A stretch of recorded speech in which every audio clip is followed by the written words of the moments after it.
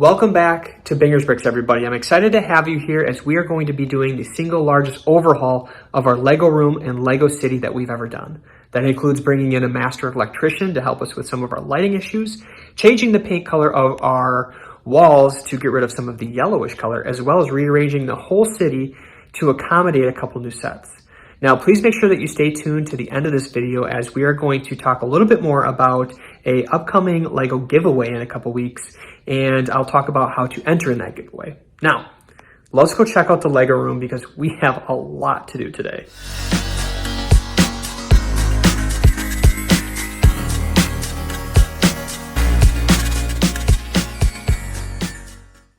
All right, everybody, as I mentioned, we have a lot to get done.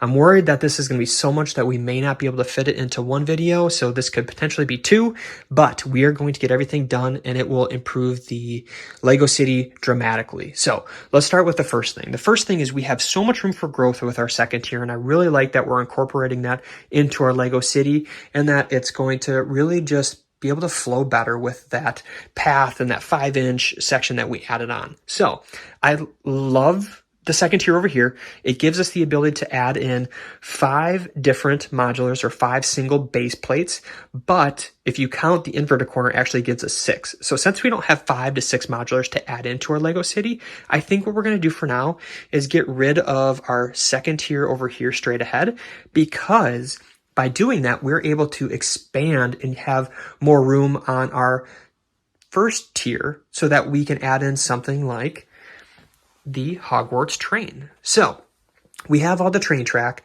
so it won't be as obviously difficult as it sounds, but by opening that up, we'll be able to push our modulars back so that we can run the train all the way behind.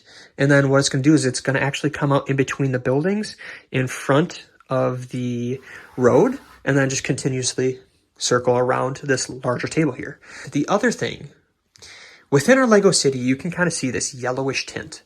Now, a lot of people have mentioned that, hey, you need to change out your light bulbs for white bulbs, or, look for a different wattage for the bulbs. Well, we have bought some of the best bulbs and it still is yellow. And as you can see, our walls are actually, they have a yellow tint. So the previous owners painted this closet yellow. Now, with that being said, we have a ton of extra paint, so we are going to add some paint. Now, we do need to make a Lowe's run to get more paint rollers, as well as some painter's tape. So we're going to be repainting the Lego City or the Lego room, and we're also going to be taking down the shelving unit up top, because what you're seeing is the shelving unit with the singular light that we have in here, we have so many different shadows casted throughout the Lego room. And I want to get rid of that. I love that we have the storage and the ability to store things up top, but we also have a ton of space underneath our tables that is not being utilized. So we're going to take everything out. We'll take down the shelves. We'll paint. We'll have to take all the Lego out, unfortunately, take the second tier out, and then we'll be able to, after painting, be able to move everything back in, which should open everything up and have a more neutral color so that we can enjoy the Lego room and enjoy some of our videos a little bit more without having to see so much yellow. Super excited, a lot to do, but let's make a Lowe's run and get started. All right, everybody, we're here. We need painter's tape, we need spackle, and we need paint rollers. Let's go check out what we can find. All right, everybody, fastest Lowe's trip ever. Everything was on the same aisle. Let's get out of here. We got a lot of work to do. Say goodbye to the shelving, the shadows, as well as this disgusting yellowish paint. The previous owners had this color all throughout the house, along with just some dark red. So you can kind of hear the echo in here as we start taking out some of our Lego sets. The color that we're going to be putting in here is the same color as the upstairs bedroom here. It's kind of like a lighter off blue, has a little bit more of a grayish base. So I think with a little bit of a lighter color, I think the light will flash just a little bit more inside the Lego room and just look much better. So let's get started since this is going to take a while. As I mentioned before, we brought in a master electrician who is also my father-in-law. He did an amazing job installing our two 6-inch deep regressed LED lights. I love that we have the ability to adjust the Kelvin or warmth in the can lights just to make sure that we match the smart lights that we previously installed as our main light in the Lego room. All right, everybody, we have the spackling done, the painting done. We have a couple of the Lego tables back in the Lego room already. I honestly really like the paint color that we went with. I think that even though it's just a little bit darker, with some of the new lighting that my wife's dad Paul helped put in here, I really think that the modulars are going to pop with the more light that we have in here, as well as against that little bit of a darker but still bright color to really just enhance some of the videos that we will be doing in the Lego room. So super excited about that. As I mentioned, we have the 2 tables in here. We still have to put our larger table in here, clean up the floor just a little bit more, and then start getting our modulars back in the Lego room. I didn't show you guys or give it much detail, but everything is very, very dirty in here. We have a couple of the Lego sets over here. You know, we have our larger table over here. And then you can kind of see all of our different boxes just thrown on the bed. And then a bunch of our other modulars lined up over here. So definitely a mess. So let's get this all cleaned up and get the Lego room put back together. What do you think, Finn? Finny, what do you think? Hey, you, what do you think? Almost everything is back in the Lego room. Let's go. I am super excited to say that between the paint, between taking on the shelving, which is creating more shadows, and adding in the extra can lights, the Lego room pops so much more, and I'm so excited, everybody. And it really starts over here with the Disney area. I really think that adding in that extra light in this corner really just brightens everything up, obviously, first and foremost, but really you can just see everything start to come to life, and I'm really excited for that. Now, obviously, since we took down our shelving up above, we don't have as much room to display our boxes, and so we kind of moved that down to this lower area here on the ground beneath the tables. Now, I think that it does a great job of taking up this kind of waste of space or this emptiness down here and really kind of gives a unique vibe, obviously, down here to be able to display some of these awesome Lego boxes. So, super excited about that. Let's take a look at the Lego City and some of the big changes we're going to be making there too. Not only are we making some major changes to the Lego room, but we're also going to be making some pretty big modifications to the previous layout we were using for our Lego City. And obviously that starts with our second tier.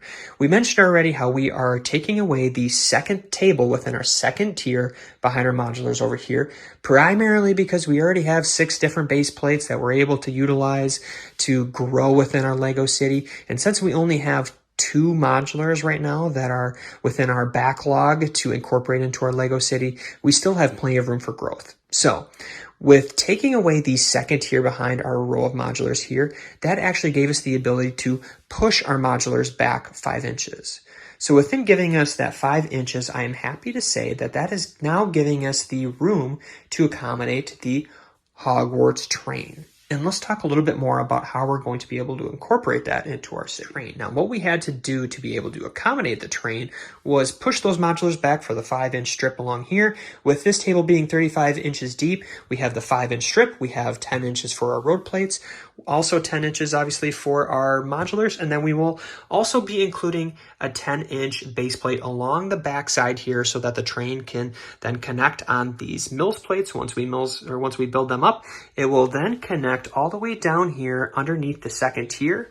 With the second tier, where the second tier meets the first tier over here, we will have a arch over here so that we will be able to include a tunnel so that the train will then go underneath through the tunnel, come all the way on the back side of the Sanctum Sanctorum and the townhouse, and then we'll come out here. We'll create another little tunnel here where the train comes out.